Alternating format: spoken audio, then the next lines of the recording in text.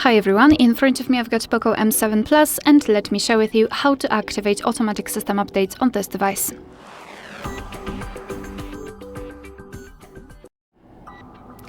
So let's begin with opening the settings and start with tapping on About Phone, which is at the very top. Now let's keep tapping on the OS version until you'll see the information that you're in the developer mode, and if you've got any kind of screen lock you will have to enter it to confirm the whole step.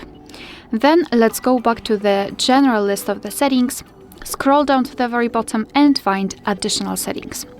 Then scroll down again and tap on developer options, and now all we have to do is to scroll down just a little bit to find the option automatic system updates. Simply tap on the switcher to turn on this option, and from now on your device is allowed to apply the updates whenever it will be restarted and obviously whenever the update is available. Of course you can turn this option off just by tapping on the switcher again. Alright, so that will be all. Thank you so much for watching. Please hit the subscribe button and leave the thumbs up.